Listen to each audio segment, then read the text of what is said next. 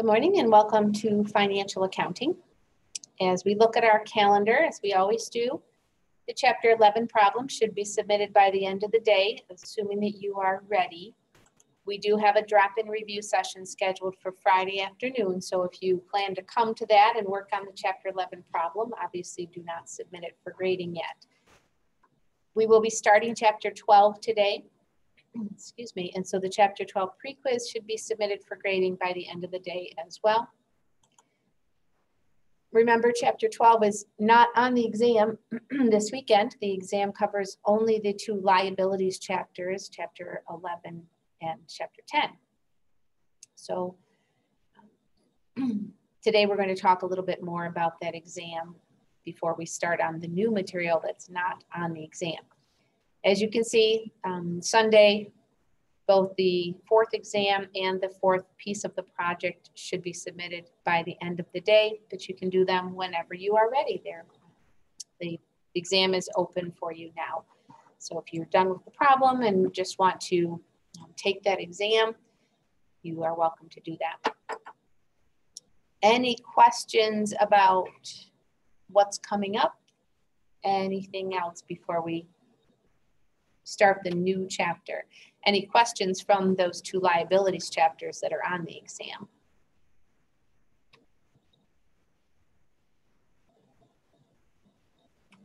Okay.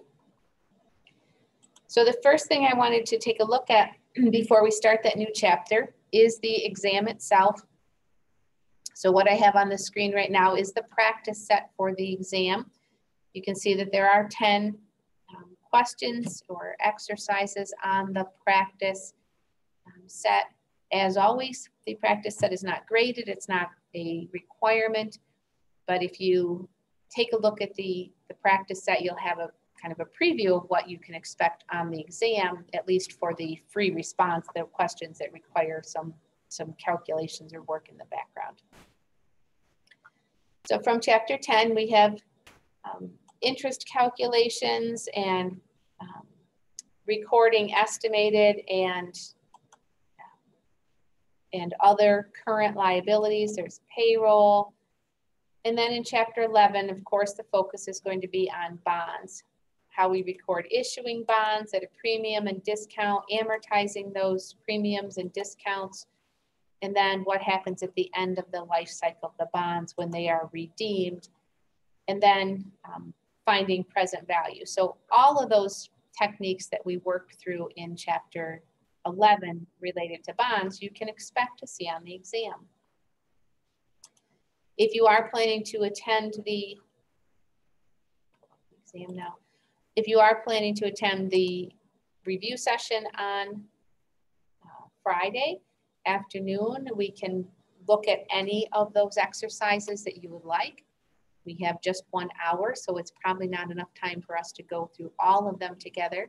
But if you want to look at some of them, I would suggest that you take a look at that practice set before the session and maybe make a note of the ones that you think are more difficult or more problematic for you or would be more helpful.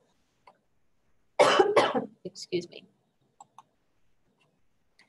As we look at the exam itself, you can see that there are a total of 24 questions, and they are from just those two chapters, Chapter 10 and 11. Just like all of the exams that we've done up to this point, it's a mix of multiple choice questions and free response questions, or like the exercises that we do together in class and the ones that are in that practice set. So typically, if you look at the multiple choice questions, if you have read the chapter, you either know the answer, can select the answer, or maybe you know where to look in the book to find the answer. Reminder, as always, you want to open your ebook before you open the exam to make sure that you can get that open. Everything is designed to be open book, open notes. It needs to be your own work. So before we go to Chapter 12, any questions, concerns, anything else?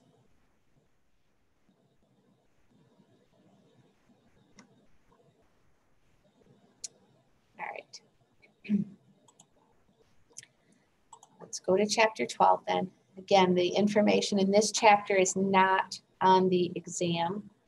So this will be on our last exam that's due the last week of the semester.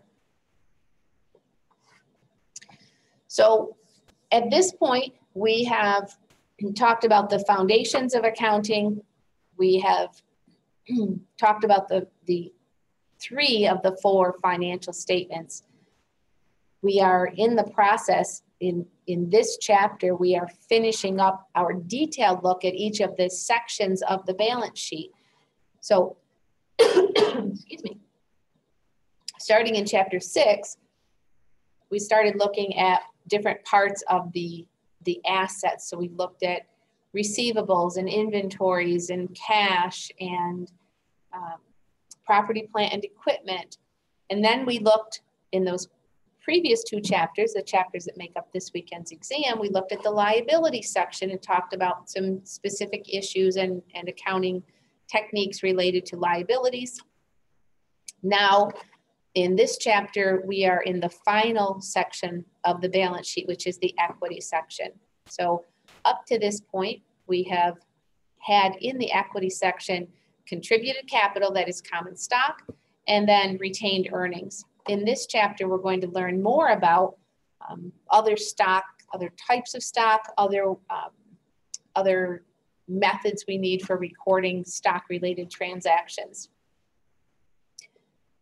Next week, next is Wednesday. Next Wednesday, when we start chapter 13, that will be the 4th of the 4 required financial statements. That's the cash flow statement. We'll spend a couple days on the cash flow statement. And then our final chapter kind of pulls everything together. That's the financial statement analysis chapter. And that's a fairly quick chapter for us. So to finish up this semester. So we have some learning objectives on this slide and on the next slide for this chapter. You can see that they're all related to stock or stockholders equity related issues. We are going to do things maybe a little bit out of order from the way they are in the book, just a little bit. And we're going to move one of the exercises. The exercise that I have as the first one in the set, we're not going to do first. So we're going to start with exercise 2. We'll go 2 through 5, then we'll do exercise 1, and then we'll finish up the chapter next week. So I don't know that we'll get through the first 5 exercises today, but we will try. So the way I like to talk about this chapter is the same way we talked about bonds, and the same way we talked about property, plant, and equipment, that we kind of go through the entire life cycle of what it looks like to be a share of stock. How does all of that work? So we'll start out talking about how a company issues stock, just a little bit about that. And then how do we record it when they sell that stock? Then the different types of transactions that might occur related to that stock as the stock is outstanding. So I think that helps us to realize, kind of the order in which things would happen for a regular, real life kind of company. I'm not going to spend a lot of time talking about the first couple learning objectives, because this is information you can read yourself in the book. As always, if you read something in the book, even if I haven't said anything about it in class, you should be able to understand that. And if there's something in there that you find confusing or you're unsure, you should always ask during class, even if it's not something that I bring up. If it's in the book, unless I specifically have said you don't have to read that, then you're responsible for that information. And the first section of the chapter really is that kind of information, that it's really just reading it. I don't have a lot to add to what's in the book, so we're not going to spend a lot of time talking about it, because you're going to read it on your own if you haven't already. But the main idea is a publicly traded company, and that's where our focus is for this entire semester. A publicly traded company, what that means is the company has stock that's in the hands of the public. And so the reason a company would sell stock in the first place is to raise financial capital, because they need cash, they need money, or maybe they need some other asset. So we'll look at an exercise where the company issued stock, not for cash, but for some other tangible asset. And so what makes a corporation or a publicly traded company different from other types of business organizations, such as a partnership or a sole proprietorship, is that there are shares of stock that are being traded publicly. The two main places those would be traded in the United States, of course, would be the New York Stock Exchange and the NASDAQ. So you're probably familiar with both of those terms. One of the issues related to the corporate form of organization, so one of the advantages is we can go to the public to sell our stock or to sell our bonds, like we discussed in the last chapter. One of the disadvantages, though, is then that stock is held in the hands of the public, and those are people who don't have a direct connection to the company. That is, they don't work for the company, they're not in charge of running the company. So there's a separation between the ownership of the company and the control of that company. And so there might be a mismatch or a misalignment in the incentives. You buy stock in a company because you want to make money. You work for the company because you want to make money for yourself. The stockholders want to make money for themselves. The employees of the company want to make money for themselves, not necessarily for the stockholders. And so as we go through this chapter, there'll be an opportunity for us to talk about what do we do about that misalignment, that the stockholders want the employees to make money for the stockholders. So what's in the best interest of the stockholders may not necessarily be in the best interest of the employees. If you're following anything that's going on with Twitter, you may be recognizing that, that everybody knows what's going on with Twitter, right? And Elon Musk. And Elon Musk made a purchase offer that was a very big markup over the fair market value of those shares. And large stockholders are attempting to block that. But I'm just going to say, if I own stock in Twitter and somebody offers me a 50% or a 36% profit gain on that overnight, I'm going with the 36%. So I'm not convinced that the board is acting in the best interest of the stockholders, that the employees are necessarily acting in the best interest of the little guy at this point. So we'll see how that shakes out. It will be interesting. I don't know if everybody's following it, but I think it's pretty interesting. It's kind of playing out in real time as Elon Musk continues to tweet about his intentions, I should say. Okay, so the stockholders, one of the features of common stock, so all publicly traded companies have common stock. Some publicly traded companies also have a separate class of stock called preferred stock. And we're not going to get into the minutia. I need to say that there are actually different classes of common stock as well. We are going to treat it as it's all the same.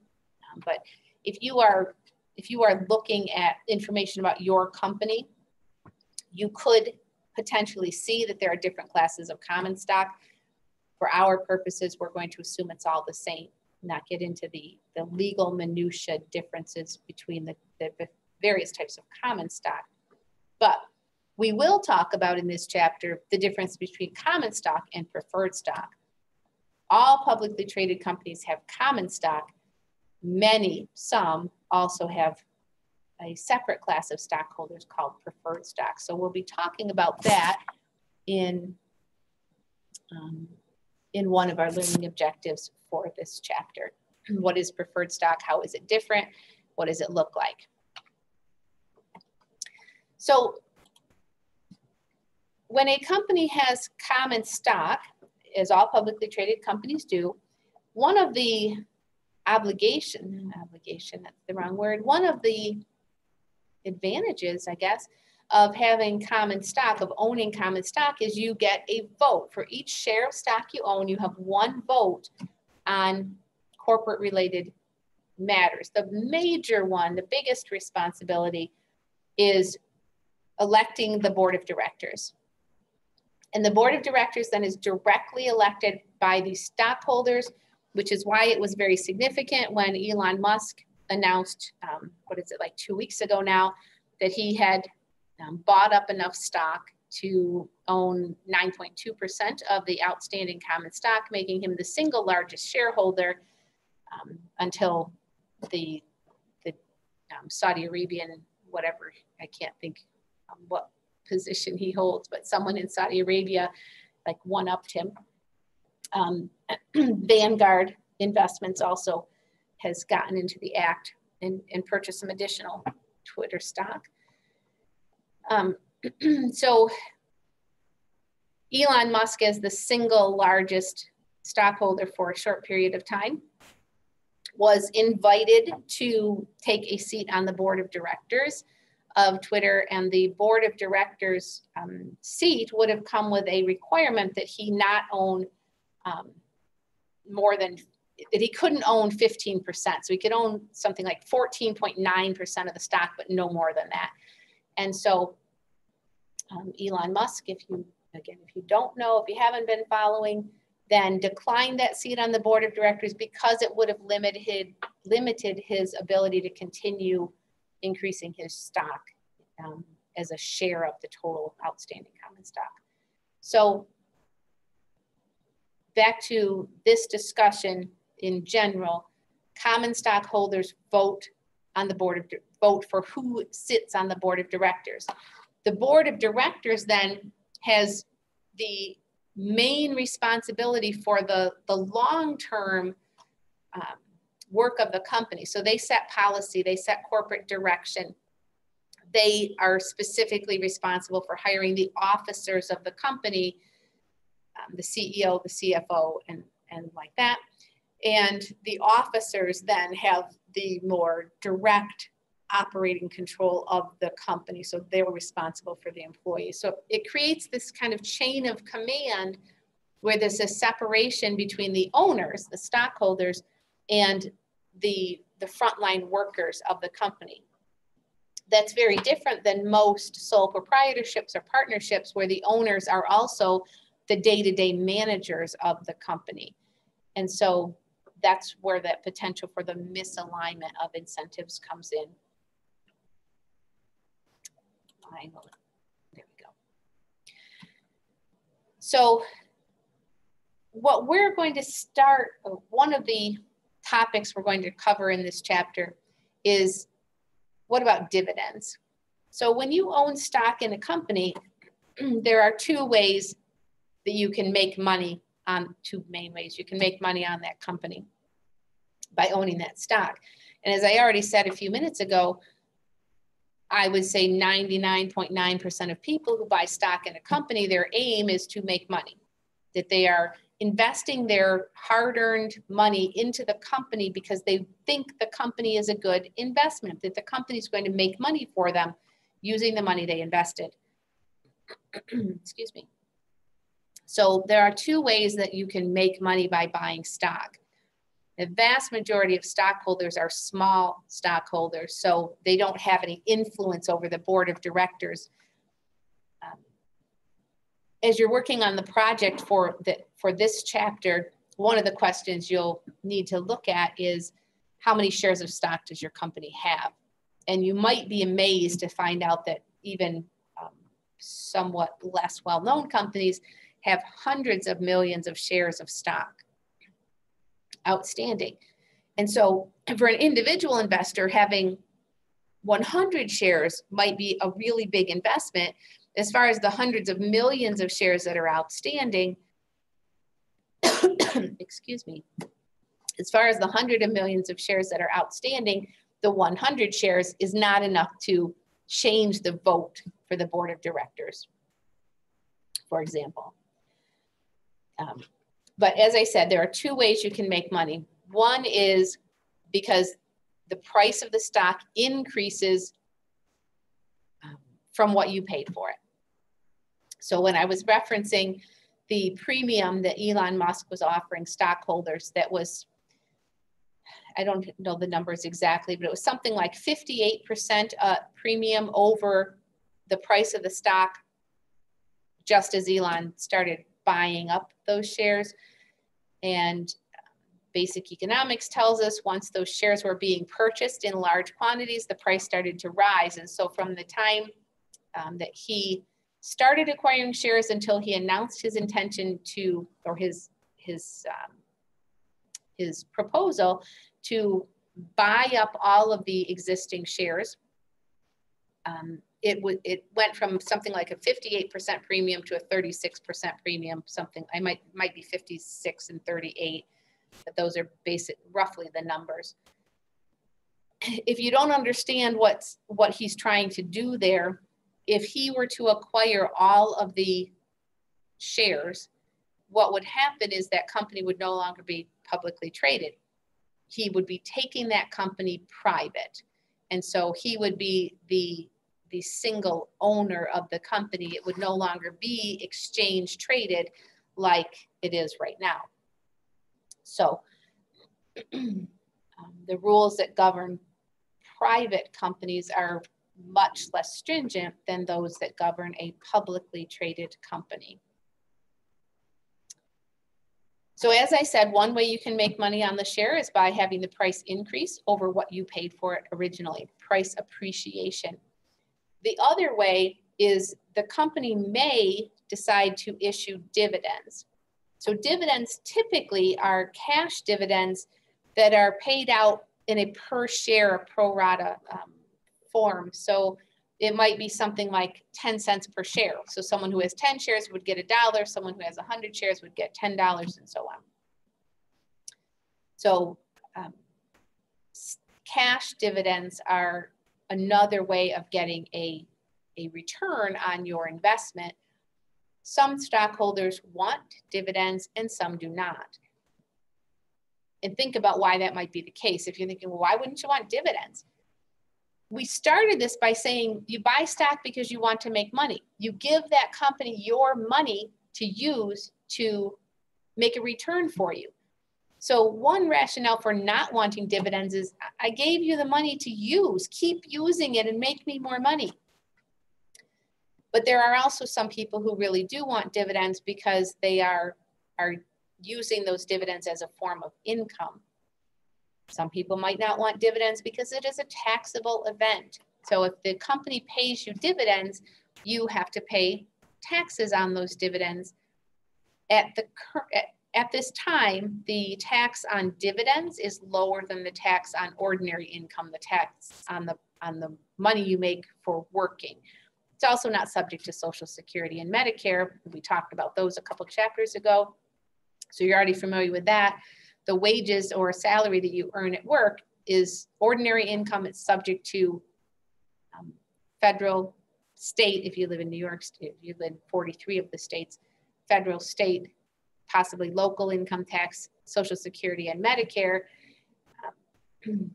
Dividends are not subject to anything other than income tax, and the income tax rate you pay on dividends right now is tax advantaged, meaning it's a lower tax rate, of lower percentage than you pay on your regular earnings. But it's still taxed.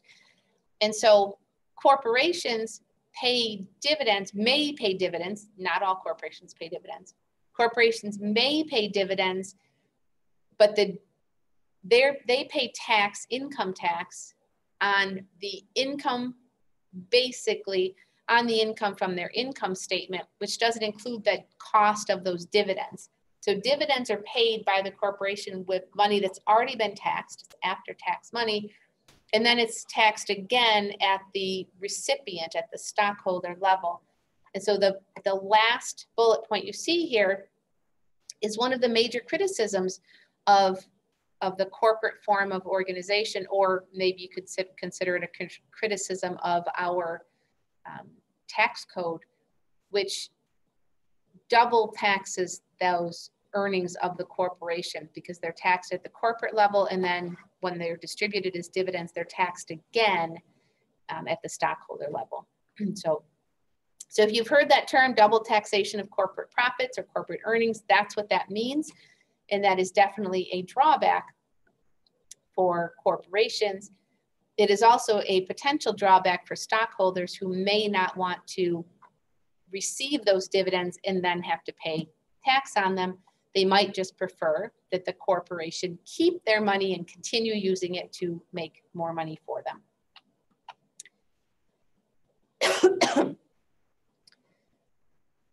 Any questions about what we've talked about so far?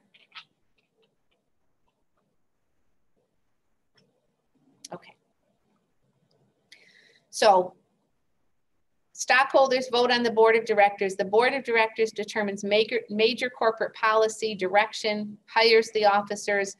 The board of directors also decides when and whether and how much dividends will be issued, will be declared. And so we'll be looking at in a couple of our exercises, how does that work when the board of directors declares and pays dividends? How do we record that? How do we calculate that? I said we would start at the beginning of the life cycle of common stock. And so here we are at the beginning. A company wants to incorporate. You can be incorporated and still not be publicly traded. Our focus is on publicly traded companies. If your company does business in multiple states, you may choose which state you want to file articles of incorporation, and you're typically going to choose a state that is more business friendly. You can see on the example here that more than half of the largest companies are incorporated in Delaware, including most banks, because Delaware doesn't have a personal income tax. That means it also doesn't have a corporate income tax. And they're known to be very business friendly, even though it's a very small state. You drive through Wilmington, Delaware, and it's like every other corner has a major bank headquarters located there. And that's why, because they're very business friendly and tax friendly to corporations. If you are a small company though, if you live in Jamestown or in Olean, New York, and you want to start a business and incorporate it, you're going to be required to file those articles of incorporation in New York State, which is not very business friendly, regardless of what the advertisements tell you, not very business friendly. And so your hands are tied if you're really only doing business in one state. That's going to be where you're located. But when you're talking about a multi-state or multinational company, you do get to decide where you want to locate your headquarters. Okay, so you can see some examples there. Excuse me, some of those some of you may have chosen one of these companies for your project. You can see that many of them are incorporated in Delaware, even though they're not physically located there.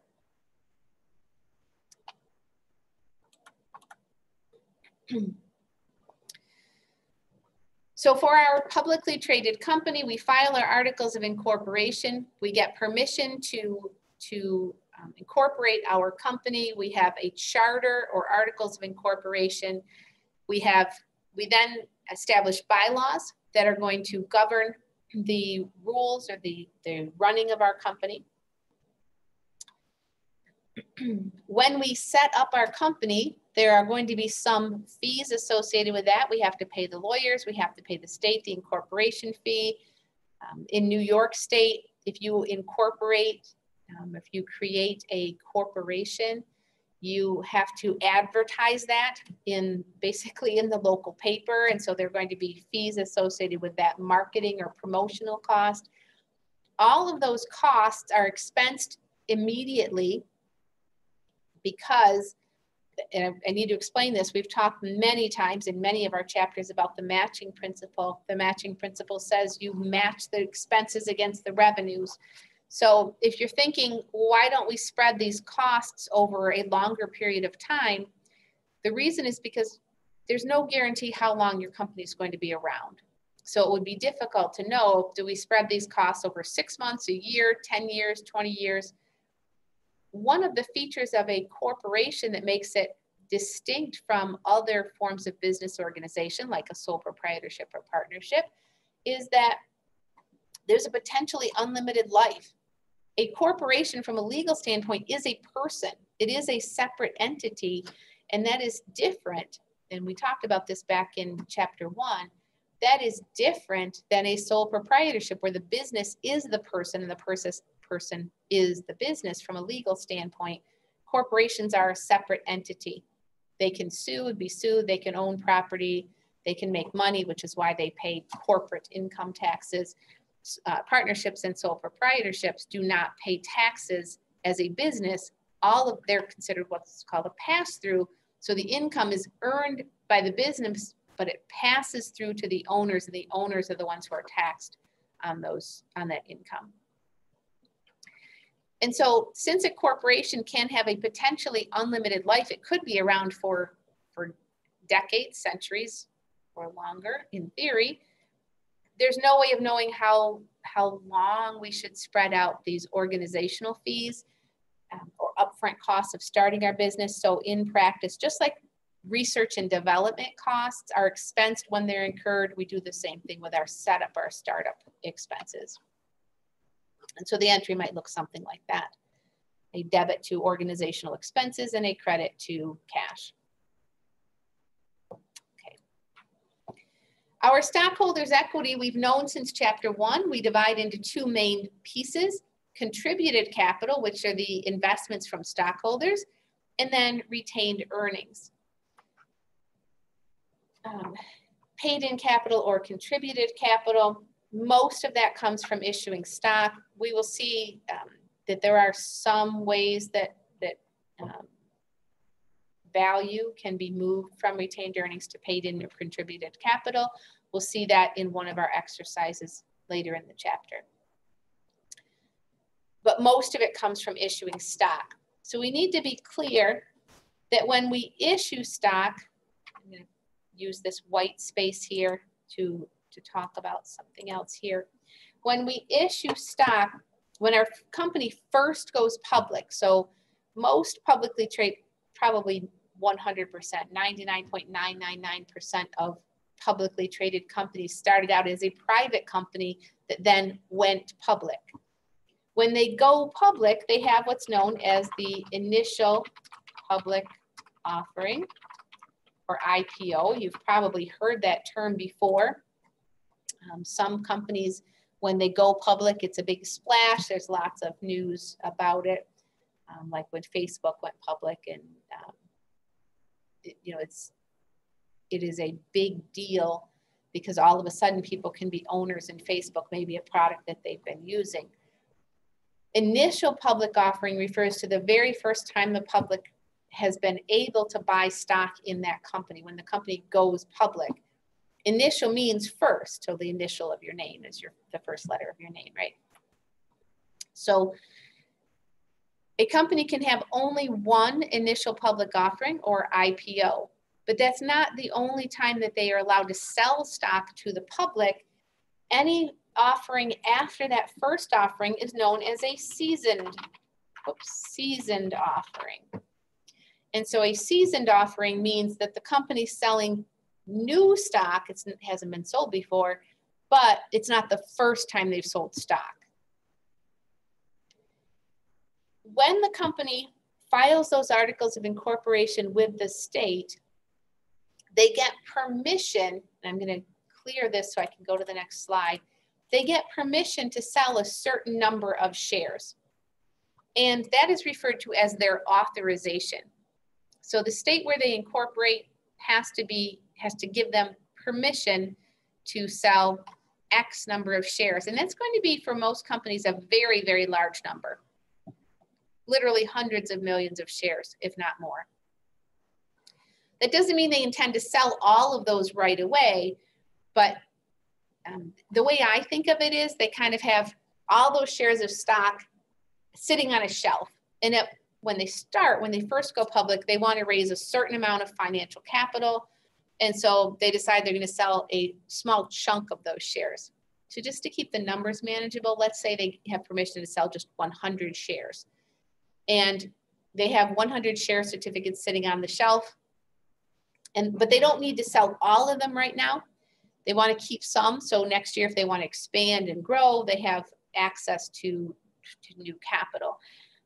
So they take 10 of those shares off the shelf and they put them out for sale to the public. And it's not as casual as it sounds. They're going to be selling them on a stock exchange. We already mentioned that. And they're probably, almost certainly going to be hiring an investment firm to assist with that sale. They're in business to make widgets. They're not in business to sell stock. So they're going to get a professional, an investment bank, to sell those shares for them, to promote them, to advertise that, hey, it's happening, and then to sell those shares. So in my example, whoops, we can use it here. In my example, the company was authorized to sell 100 shares, but then they issued 10 shares. And so now we have 90 shares sitting on the shelf waiting to be sold at some other time or not, but they're available to be sold. So the difference between the authorized and issued shares are the shares that are still sitting on the shelf in the back room waiting for the opportunity to be sold. And now in my example, our company has 10 shares outstanding. Well, they may decide that they want to buy back some of those shares. And so Twitter, I don't know for sure if they are, but they could be, because they're trying to block what they view as a hostile takeover by Elon Musk. Twitter could be, as a company right now, buying up some of their own shares. Just like Elon Musk was out there buying up shares kind of on the QT. The company itself can buy its own shares. When they buy their own shares, it's then referred to as treasury stock. So going back to the numbers I said, if 100 shares authorized, we sold 10 of them, and so that's our number that are issued. Let's say for whatever reason we buy back 2, we now have 2 shares of treasury stock and 8 outstanding. And so this kind of bullseye picture on the screen here describes for us the relationship between these 3 numbers of authorized, issued, and outstanding shares. We could issue all of the shares that are authorized. We could have outstanding every share that's issued. So in my example, it could be that the company sells all 100 shares and doesn't buy any back. So they have 100 shares authorized, issued, and outstanding. Most of the time, though, the authorized number is going to be bigger than the issued. And if the company has any treasury stock, that's the difference between the issued and outstanding. So you should be familiar with all of those terms and what they mean.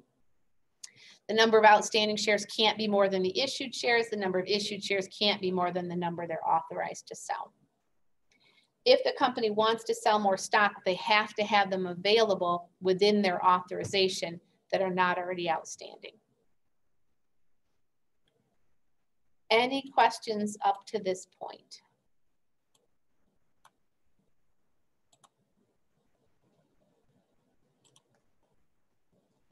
Okay.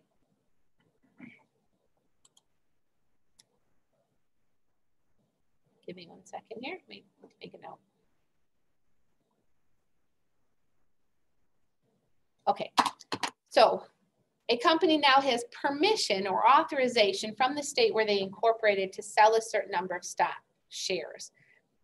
They're going to contract with an investment bank, almost certainly, to handle the sale of those shares.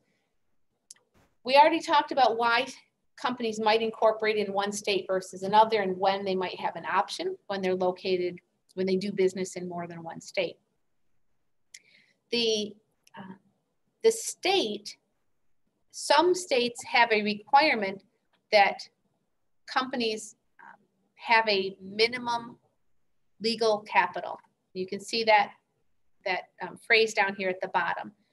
Some states require that companies have a stated minimum legal capital referred to as the par value of those shares. Other states do not require a par value, but companies might opt to still have a stated value. And some states don't have a requirement, and the companies just issue what's called no par stock. So it's no par, no stated value. For our purposes for this class, we're really going to be treating par and stated value as the same thing, although there is a technical legal difference. We don't need to be worried about that. This is not a law class.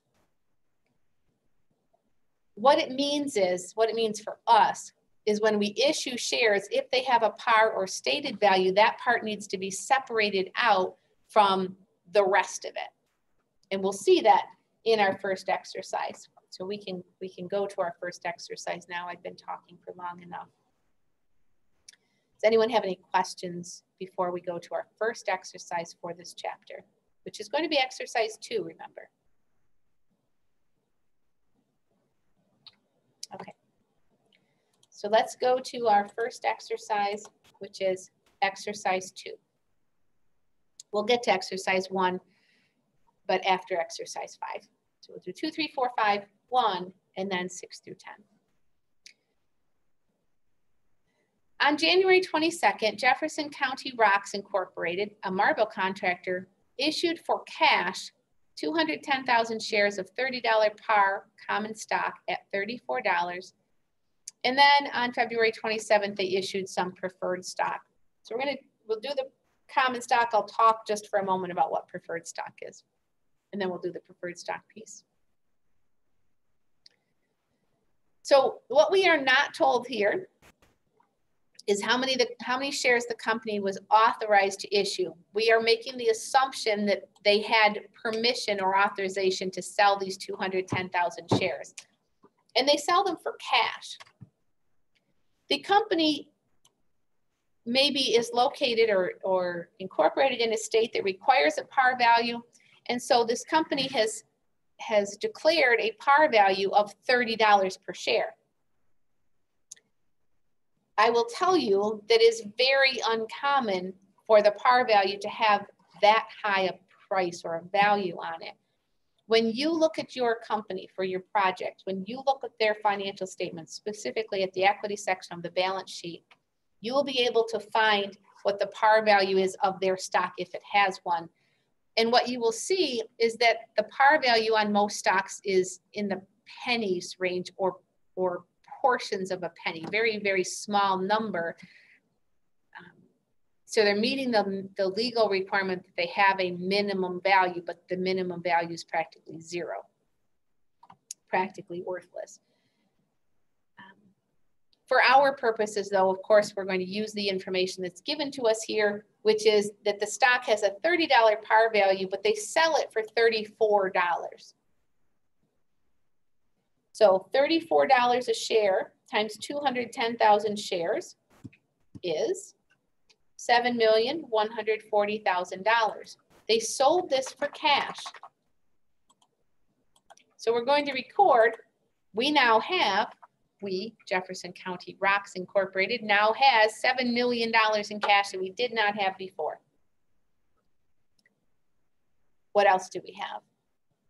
We have a total of $7,140,000 worth of stock. So if we think about the balance sheet of the fundamental accounting equation, our cash went up by $7 million. Our equity is also going to go up by $7 million. Because this stock has a par value, though, the par value is what must go into the common stock account. And I'm going to put something here at the bottom of the screen. The common stock account will always have in it, if there's a par or stated value, the common stock account will always have in it the number of outstanding common shares times the par or stated value. It must always have in it the number of outstanding shares. And I just made a big mistake there. I need to rewrite that whole thing. If you were writing that down, please change what I said. It's not at all what I meant to write. Number of issued shares. Number of issued shares times the par or stated value. It's not the outstanding shares. I totally miswrote. Number of issued shares times the par or stated value. And so since this stock does have a par value of $30, it's $30 per share we need to put into that common stock account. $30 times 210,000 shares.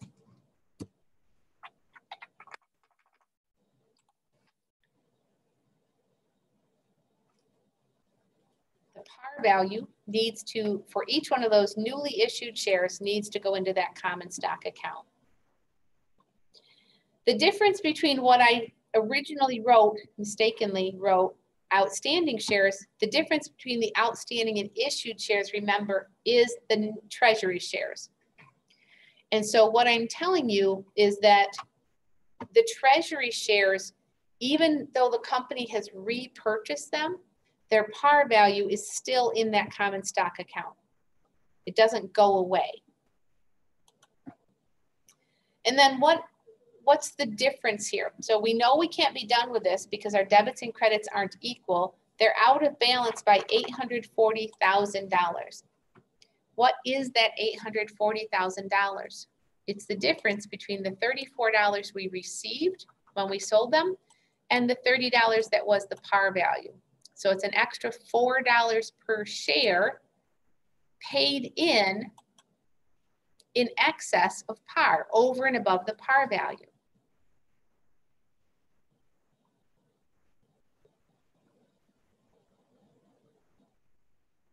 You'll notice in that drop-down list, one of the choices was paid in capital in excess of par. For the preferred stock, we need to keep separate the paid in capital that goes with the preferred shares and that which belongs to the common shares. Any questions about that entry so far? Okay. So I need to talk about preferred stock just for a moment. So the name of the stock, preferred stock, tells you that it somehow has preference over common stock. As I told you, not all companies have preferred stock. All publicly traded companies have common stock. Not all companies have preferred stock. Preferred stock is kind of a hybrid.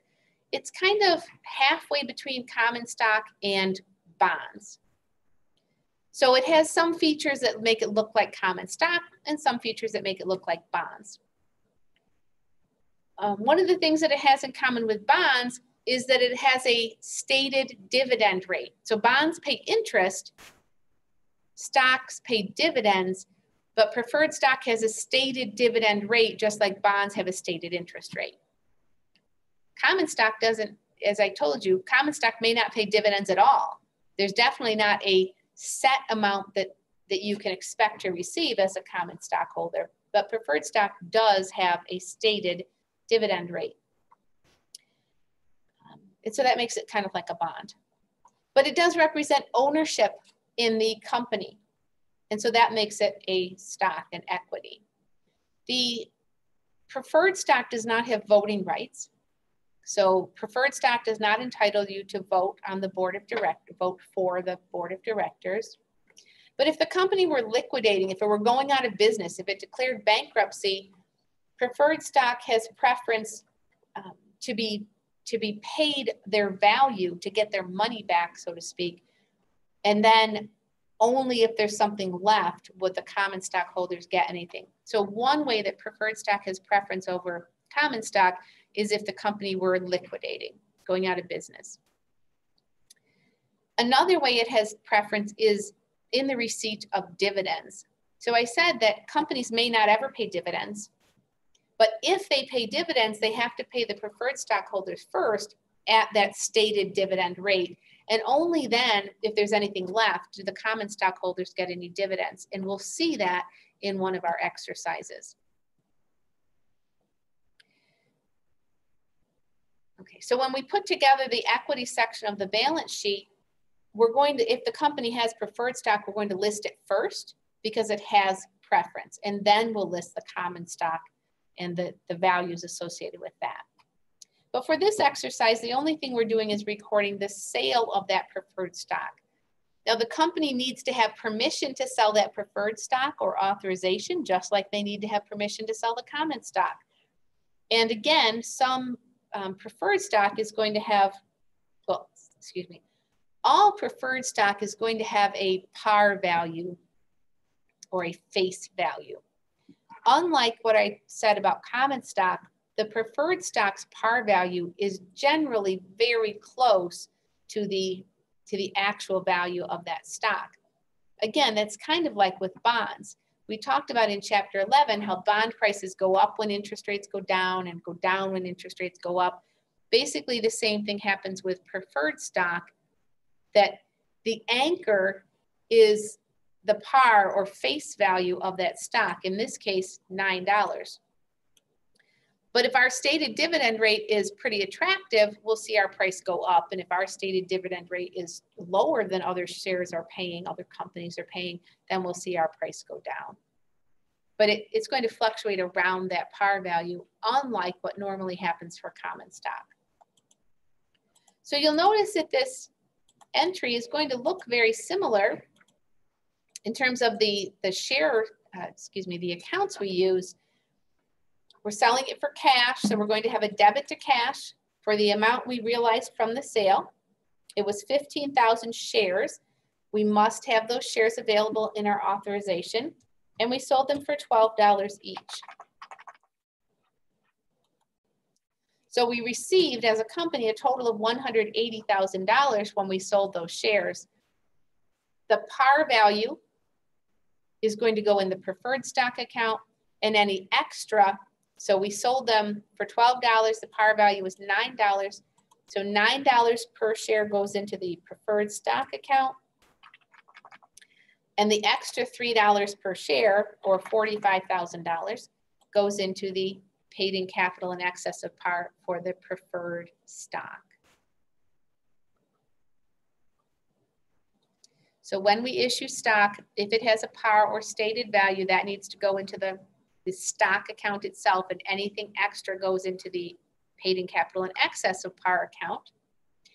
If our company is incorporated in a state that doesn't have a par value, and if we don't then have a stated value, the full amount would just go in the common stock account. There's no way of separating out, here's the par value and here's the excess. It all just goes into the same account, the same one account, if there is no par and no stated value. So what is the total amount invested by all stockholders as of February 27th? We can add together the 2 debits to cash or the 4 credits to the equity accounts. Obviously, it's easier to add the 2 cash debits.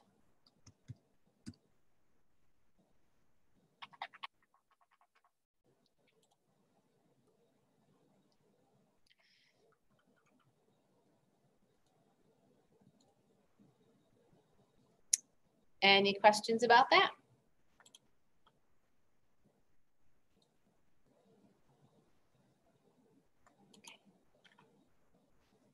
Well, let's just go right to our next exercise.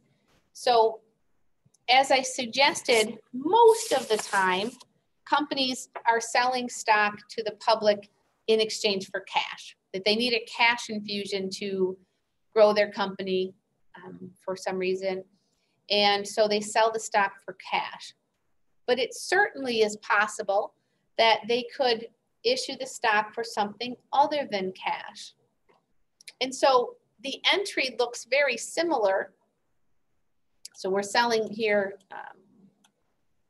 some common stock that has a par value. And so we already know that we'll put the par value in the common stock account and any extra into the paid-in capital in excess of par. What is different is just the account we use for the debit part. We issued this stock in exchange for land. There was some land we wanted to buy. And the owner of the land could have said, we want cash. And so we could have gone out to the public, sold these shares for cash, then turned around and taken the cash to buy the land. But in this case, the entity that owned the land said, you know what? we think you're a pretty good company. We think you're going to make money for us. So instead of paying us for the land in cash, we'll just take stock. We'll have an ownership stake in your company because we think we'll end up making more money that way. And so the debited account is to the land. How much is that land worth? Well, there's a couple different ways we could go about this. Some stocks, all of the stocks that you have chosen for your projects have what's called a liquid market. Every company that you chose individually for your projects are stocks that are commonly traded. They're probably traded every single day. Someone is buying and selling those stocks. There's what's called a liquid market. We know exactly how much those shares of stock are worth because we can look it up. You can go to Yahoo Finance. You can go to the Wall Street Journal. You can turn on like Market Watch or something and watch the ticker and see how much it's trading for right now. Sometimes stocks are not part of a liquid market. It's considered an exotic market, meaning that stocks aren't traded all the time. And so we don't have a reliable estimate of how much that stock is worth. We are told in this exercise that the stock has a current market price of $34. That's telling us there's a liquid market. We know that that's a reliable price for this stock. And so it's easy for us to establish a value for that land because we know the value of the stock. And it just makes sense that whoever owned that land would only have accepted the amount of stock that was equivalent in value to the land, right? So we can establish the value of this land as the value of the stock that they took in exchange for it. So it's 14,200 shares that we gave to the former owner of the land. 14,200 shares with a current market price of $34. We can establish then that the value of the land is $482,800. Again, it's 14,200 shares times $34, the current market price. If there was no reliable way of knowing the value of that stock, how would we know what value to put on our balance sheet? So we could find out objectively how much that land is worth. And how would we do that? We'd have someone appraise it, right? So we'd get an appraiser, someone who's a professional to come in and tell us, here's the actual value of that land. But as long as there is a liquid market for the stock, we can rely on that for calculating the value of the land. Then, just as we saw in the last exercise, the par value of $25 per share needs to go in the common stock account, and then whatever's left, an extra $9 per share, whatever the dollar amount is we need to make this entry in balance, debits and credits, is how much is the excess.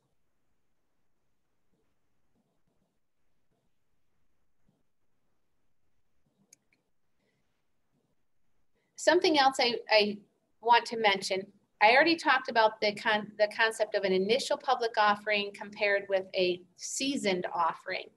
What I did not say, and I need to make clear, is that the vast majority of transactions on the stock exchange, the vast majority of transactions are not between the company and a stockholder or potential stockholder. The vast majority of transactions are what are called secondary market transactions. In other words, one investor owns the stock and doesn't want it anymore, and another investor wants to buy it. And so the transaction occurs probably through a broker, but the transaction occurs between a private investor and another private investor. It's called a secondary transaction or a secondary market transaction. The company's not involved. It doesn't affect the company's financial statements in any way at all. And so the transactions we recorded in this exercise and in the previous exercise, when the stock was issued originally, those affect the company's financial statements. But if the company who sold this land in exchange for those shares, the company now, or the entity, I don't know if it was a person or a company, but whoever now owns these 14,200 shares, if that entity decides they don't want to own the shares anymore, they can go out on the open market and sell them to whomever they want, and it does not affect Elderlift Corporation's books at all. So when we talk about the contributed capital on a company's balance sheet, it's the initial investments, when that stock was first sold to the public, and any subsequent transactions. So when you hear, what did I just see this morning? Netflix, if you're a Netflix user, I'll give you the bad news. Netflix has decided that they may want to crack down on password sharing. And so if you are on a Netflix account that belongs to someone else, it may be that Netflix is going to crack down on that. And the reason, and they're talking about coming out with a new subscription option that includes advertising, kind of like, YouTube with the pop-up ads and stuff, and that would be cheaper. The reason they're doing that is because, or the reason they're talking about doing that is because their subscriber base took a hit. They didn't sign up as many subscribers or new subscribers, and so their stock took a nosedive because of their financials. So this is probably their quarterly report coming out for January, February, and March, and they didn't meet the expectations of the street, Wall Street. So the projections of their earnings didn't match what actually happened, and so it devalues their stock.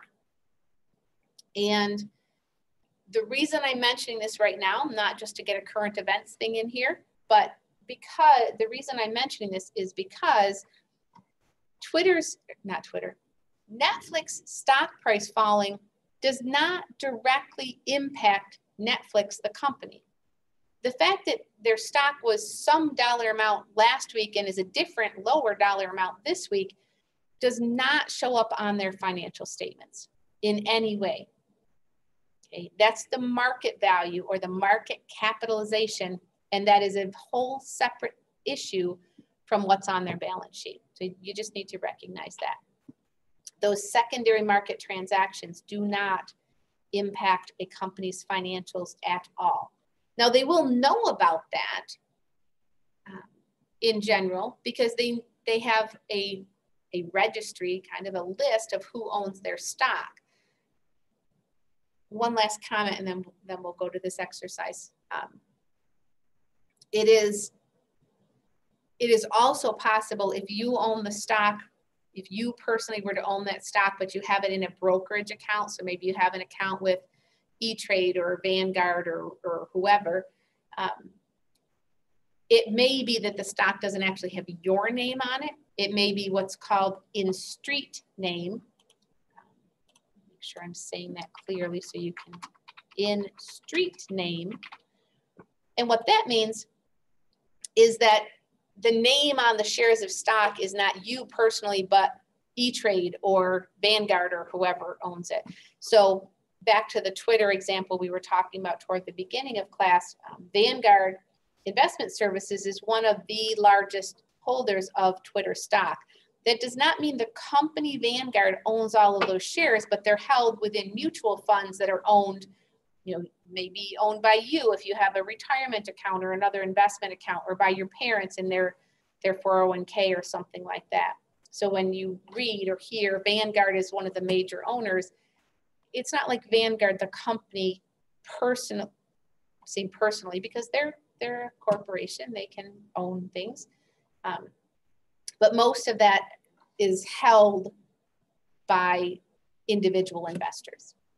But Vanguard, as the controller of those mutual funds, making those decisions and running the management of the fund, is kind of the owner.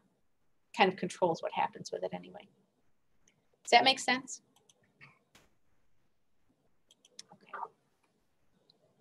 Lots of stuff in the news in the last couple of weeks that's very relevant to what we're talking about here. So our next exercise, exercise 4, is a similar situation. The company Professional Products Incorporated was organized on February 5th, and they are authorized to sell 50,000 shares of preferred stock and 1 million shares of common stock. We'll come back to those other things.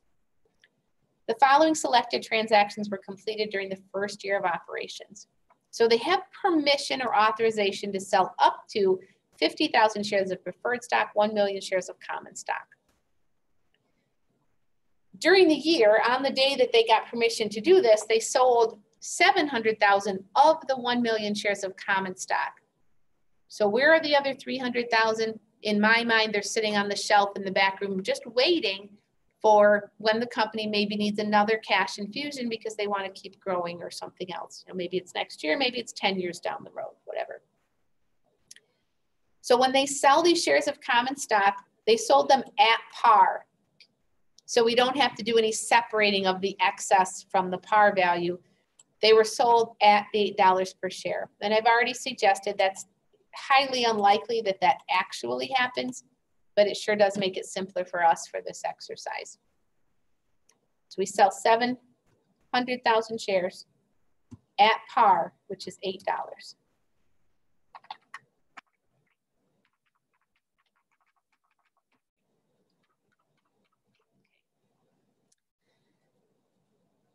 Now we're a brand new company, and in order to get organized, in order to file our articles of incorporation, we had to pay someone, and in this case, we hired an attorney. That's fairly typical.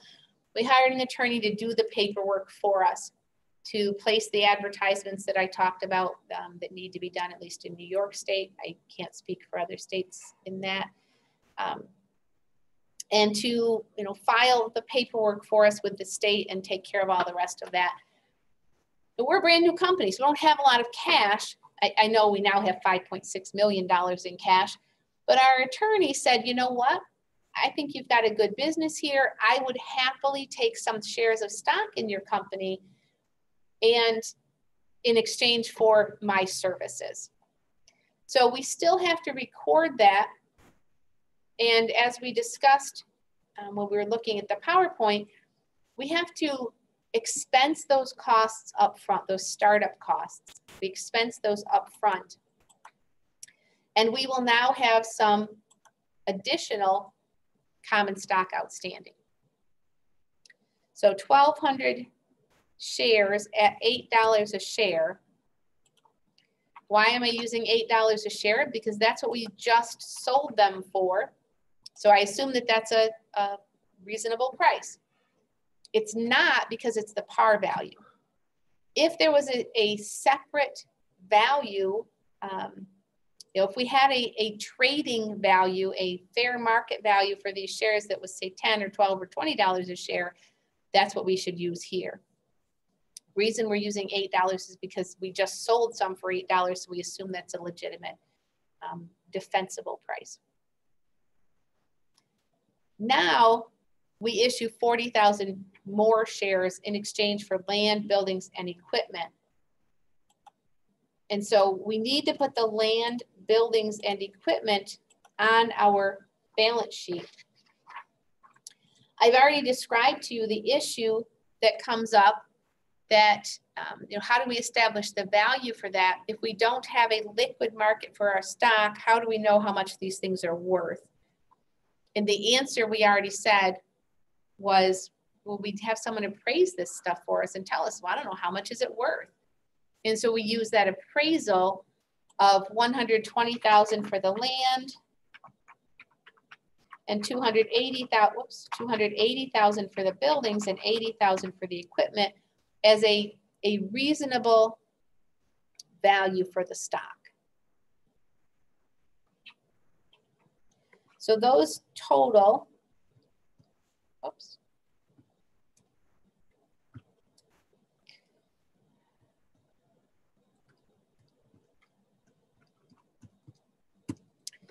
$480,000.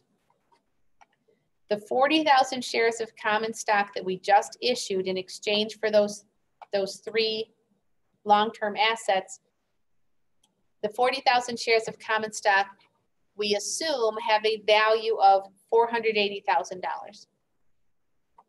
However, that may not be exactly the same as our par value. So I'm going to calculate the par value separately. It's 40,000 shares, and we know the par value is $8. That's just $320,000 that needs to go in the common stock account.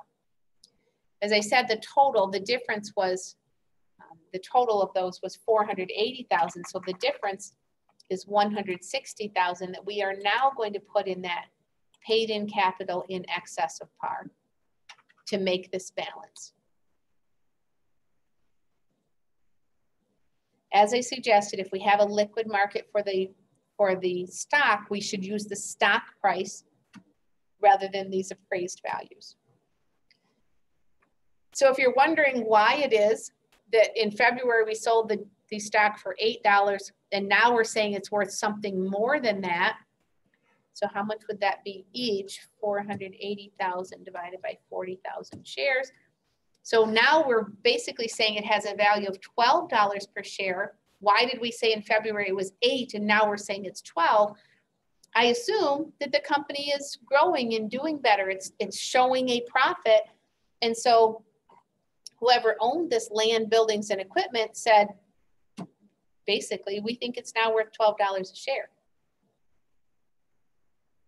And certainly that could happen. We are kind of guessing at what the value of the stock will be when the company first goes public, because this is the first time that people have had access to the stock. Everybody good so far? So back to the information that was given, we also had permission to sell 50,000 shares of preferred stock. You can see some additional information there that I glossed over and I said, we'll come back to that. So the 50,000 shares of preferred, it says 2% stock. What does that mean? Well, remember I told you that preferred stock has a stated dividend rate. What that means is if and when this company declares dividends, they're going to pay the preferred stockholders a 2% dividend. It's 2% of the par value. So just like we talked about in the last chapter with corporate bonds, the interest that we pay is based on the stated interest rate and the face value of the bonds.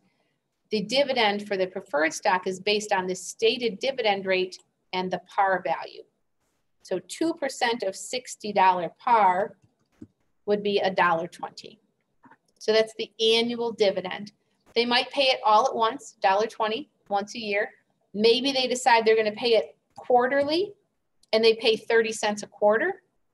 I don't know. Maybe they decide they're going to pay it monthly. That might be a bit much as far as the paperwork, but maybe they decide they're going to pay it monthly and they just pay 10 cents a month.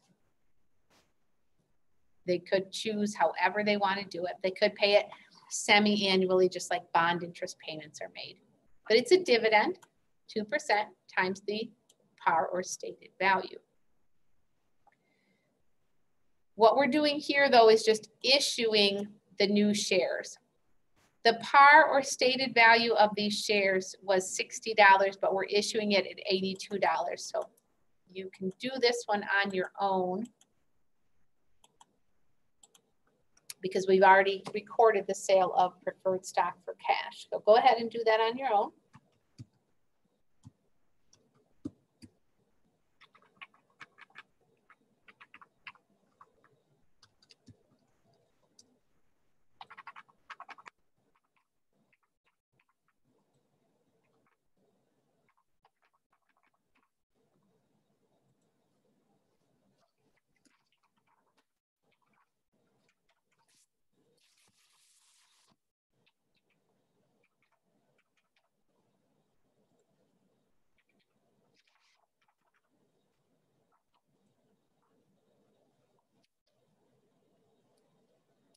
Any questions on that? again, we just put the par value into the preferred stock account and all the rest went into the excess, paid in capital in excess of par. So we've now looked at what, three separate exercises recording the sale of both preferred and common stock. We've seen what it looks like when it has a par value or a stated value. And I said, if it doesn't have a par or stated value, we simply would have an entry that looks just like what we have here on February 5th, that whatever the cash debit is also the credit to common stock. We have no way of separating out, here's the par and here's the excess if it doesn't have a par or stated value. Everybody good with that? Okay. So let's move on to the next topic. So I said we would kind of run this through like the life cycle of a share of common stock. So we now know how a company goes about getting permission, how many shares they can sell, that sometimes it might have a par or stated value depending on the state in which the company incorporates and the preference of the board of directors. If there isn't a requirement for a par or stated value, they might decide to have one anyway. And so now that stock is outstanding, the company has the money or the other assets, and they're using those to run their business, and hopefully the business is making money. Hopefully, if you're a stockholder, the price of those stock shares is going up, that we are making some money by price appreciation. There is, so if the price is going up and we continue to hold that stock, that's referred to as an unrealized gain. Because while the price has gone up, if we continue to hold the stock, it's possible the price could go back down. And so we would lose out on that gain. One of the advantages of investing in a corporation is what's called limited liability. What that means is when you invest in stock, yes, you could lose money. Yes, the price could fall below what you paid for it.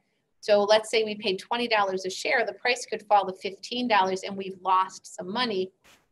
We might choose to hold that stock and see if the price goes back up. We might decide to lock in the loss so we don't lose any more money and sell, that's fine.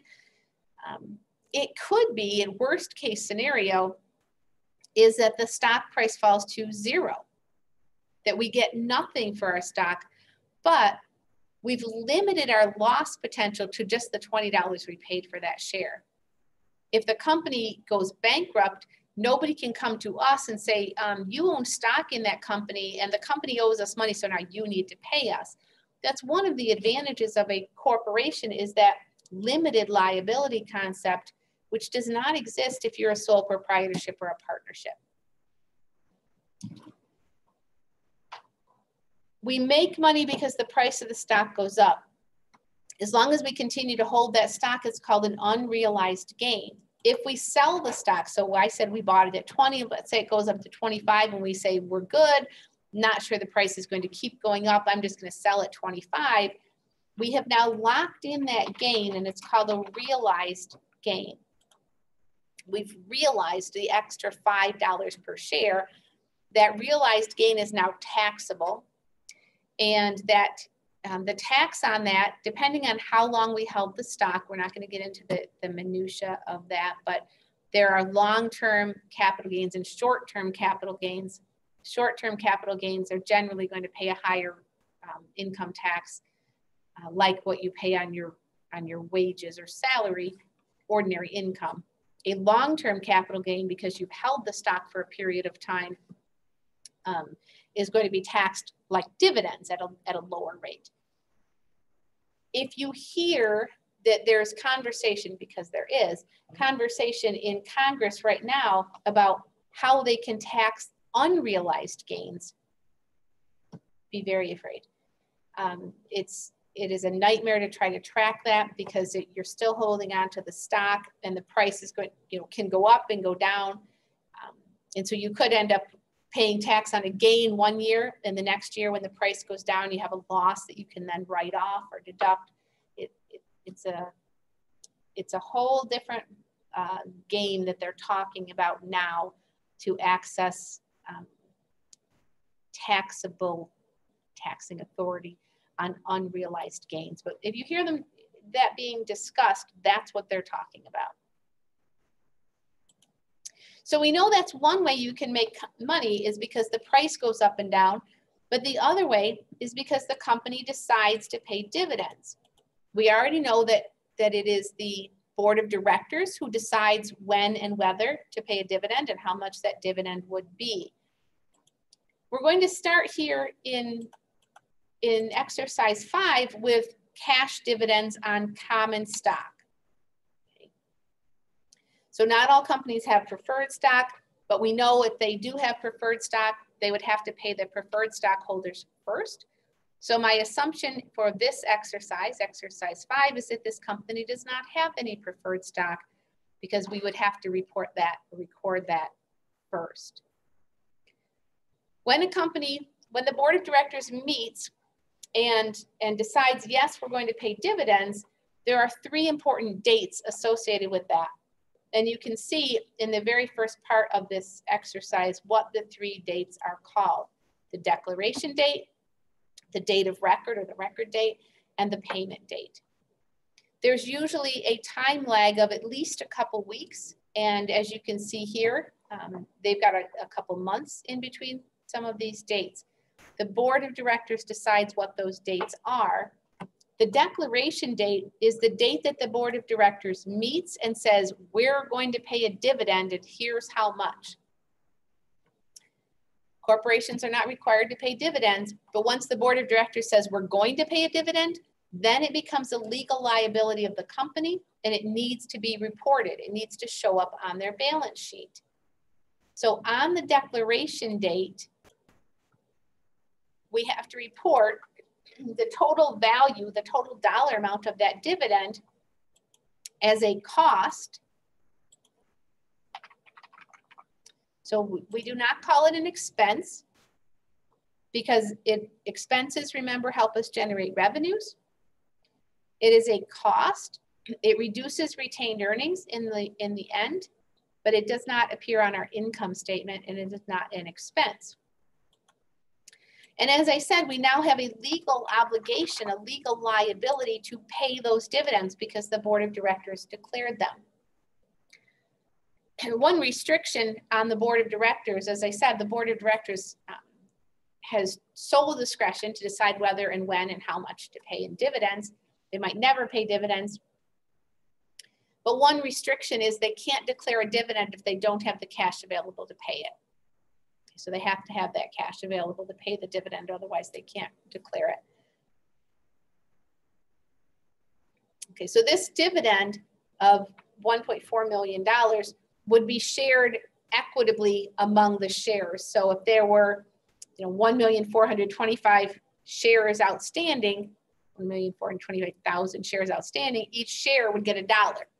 So if you own 10 shares, you'd get $10. If you owned 1 million shares, you'd get $1 million of this dividend.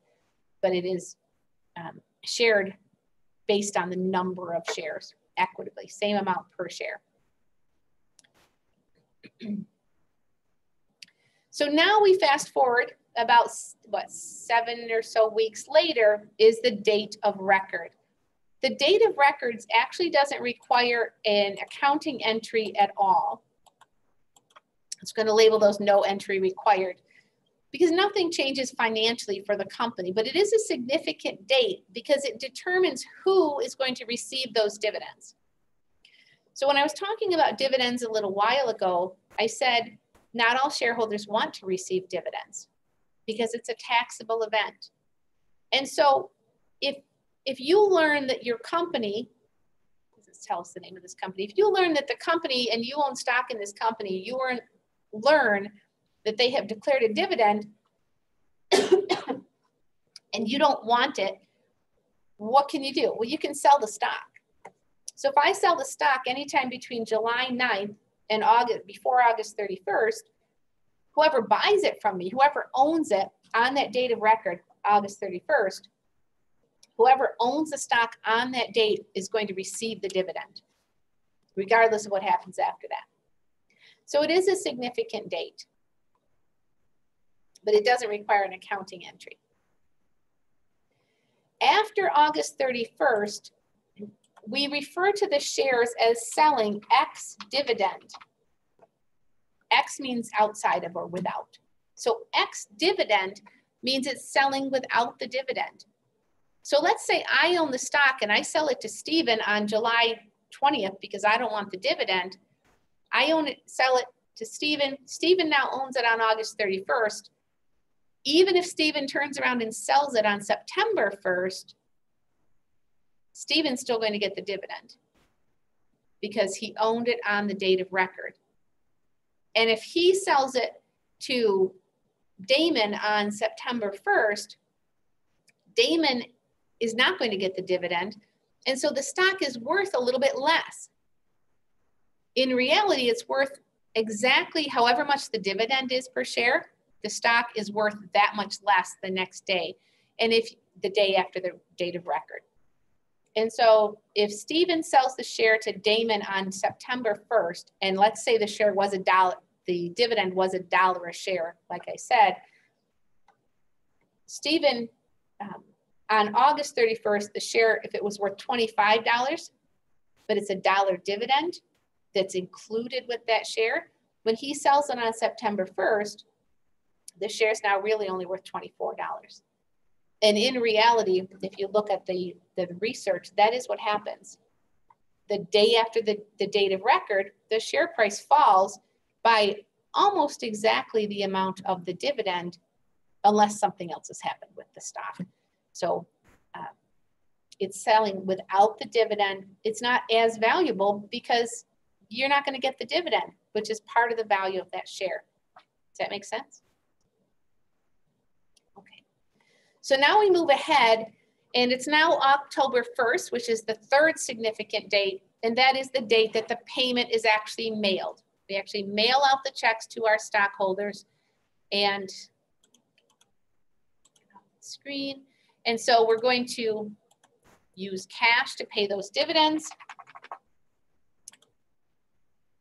And back here on July 9th, we set up that liability to pay these dividends, but now we're actually paying it so we can get that liability off our balance sheet.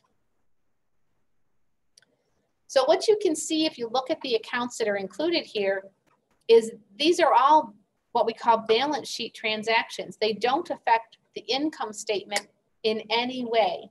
Dividends are not part of the income or the earnings of the company. When we close our books at the end of July, we close all of our temporary accounts. Dividends is a temporary account, but it gets closed to retained earnings. We subtract that amount from retained earnings because that represents earnings of the company that they did not retain. They paid them out to their shareholders. Make sense? Okay. Get my green check marks in there. And as I said, we're now going to go back to exercise 1, and I'm going to collapse the navigation over on the side so that everything displays correctly. So in that last exercise, we had a company that was had only common stock outstanding. And so when the board of directors declared those dividends on July 9th, all of those dividends went to the common stockholders. In exercise 1, we're looking at a company that not only has common stock, but also has preferred stock. And we already said that preferred stock has preference over common stock when it comes to receiving dividends. If the company declares dividends, they have to pay the preferred stockholders first. If they don't declare dividends, then obviously nobody's getting any dividends. But a new concept for us, a new term for us, in this exercise, we're told that 72 Incorporated has 60,000 shares of cumulative preferred stock. And then it tells us the dividend rate, 2%, and the par value is $60. So those are the same figures we had in what was it, exercise 4, 3. And so we know that the 2% $60 par value preferred stock is earning $1.20 per year, 2% of $60. $1.20 per year is the dividend on that preferred stock. Again, if the company doesn't declare dividends, the preferred stockholders are not going to receive dividends that year. The fact that these shares are cumulative, what does it mean if something's cumulative? It means it keeps adding up, right? So cumulative shares means that if in a given year the company doesn't declare a dividend, that dividend carries forward. And that is referred to, I'm going to sink it in here so it's not in my way. That is referred to as dividends in arrears. So we saw in the last exercise, it becomes a legal liability of the company on the day the dividends are declared, and then it goes on the balance sheet. But if the company has cumulative preferred stock and they don't pay the dividend or don't pay the full dividend, $1.20 per share, then whatever doesn't get declared in that year carries over as dividends in arrears to the next year. Dividends in arrears don't show up on the balance sheet. They're not a liability because those dividends were never declared, but they do show up in the notes to the financial statements. The company must disclose that they have dividends in arrears. So as you can imagine, if a company can have cumulative preferred stock, there must be an alternative or else we wouldn't be talking about this. Some preferred stock is non-cumulative. And what that means is if the dividend doesn't get declared in a given year, it just goes away. And the next year you start out fresh. Okay. Any questions about where we are right now? Okay. And so we already calculated the amount that, because we did it in the previous exercise, the amount of the dividend for preferred stock is 2% of the par value of $60, which would be $1.20 per year. Excuse me. Okay. So the dividend on the preferred stock, if they pay the full amount, it's $1.20 per year per share. We are told that they have 60,000 shares outstanding.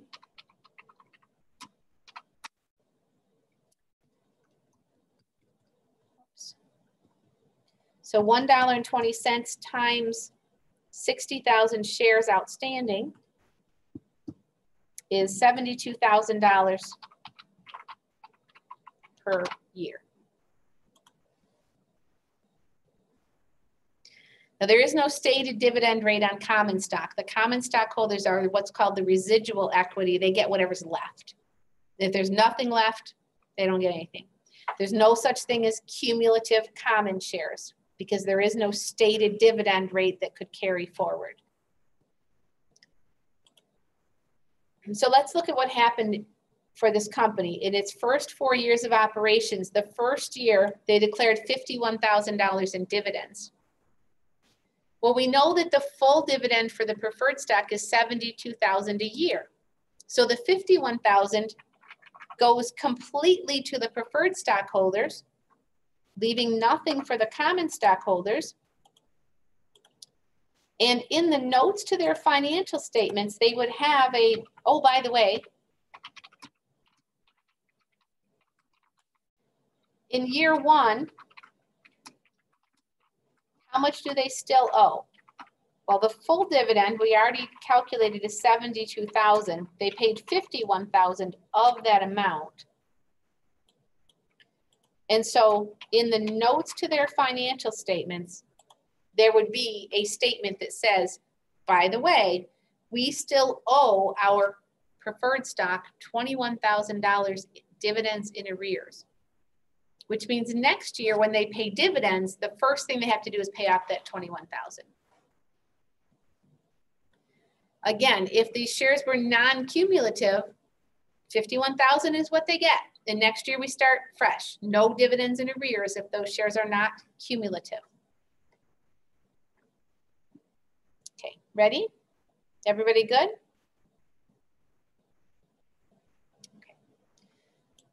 So in year 2, what happens? They declare $105,000 in dividends. So how much are they going to pay their preferred stockholders? Let me put this on the screen here. So in year 2, they're going to pay off the $21,000 dividends in arrears. That's the first thing they do, is catch up the old dividends, the dividends in arrears. Then they're going to pay the $72,000 that's for year 2. So they pay a total of $93,000 to the preferred stockholders, and they're all caught up. So dividends in arrears, here, the dividends in arrears would be 0 because they're all caught up. They pay $93,000 to their preferred stockholders. They're all caught up. Well, remember, they declared a total of $105,000. Now that they've paid completely their preferred stockholders, including the dividends and arrears, whatever's left, so the next $12,000, whatever's left, goes to the common stockholders.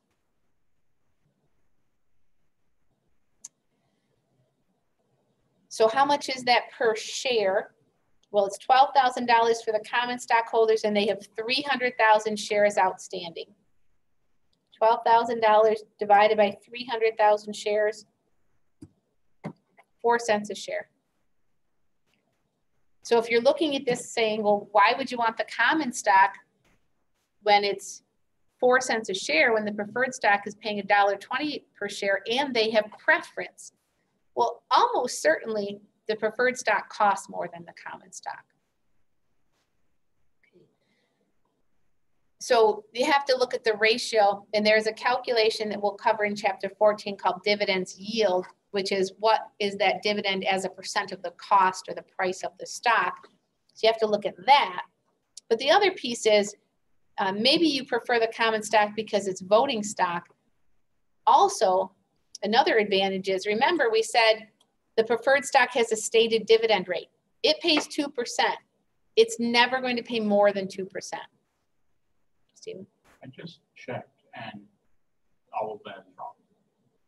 I just checked the. Oh, glory. Okay, yep. So thank you for doing that, because now I'm looking at it and it says per share. So that's on me for not reading the directions.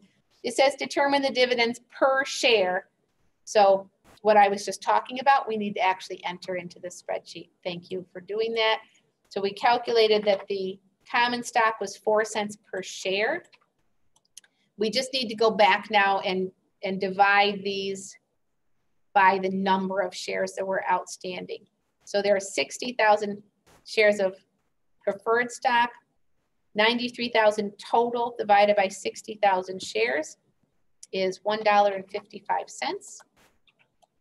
And 51,000 divided by 60,000 shares, 85 cents. So I'm glad you checked that before we got all the way through and had to go back and change all of them. And I see it's 10:40. So we are out of time for today. We're going to stop there. What I would request then is before Monday, if you get a chance, just try year 3 and 4 on your own, but we'll do them together or review them when we come in next Monday. Any questions before we call it a day? So don't forget, we do have that drop-in review session Friday afternoon, 2:30 to 3:30. If you do want to attend, sign up in Starfish. And if you have something specific you want to go over, you can let me know. If it's the practice exercises or the chapter 11 problem, we're good. We can just look at those.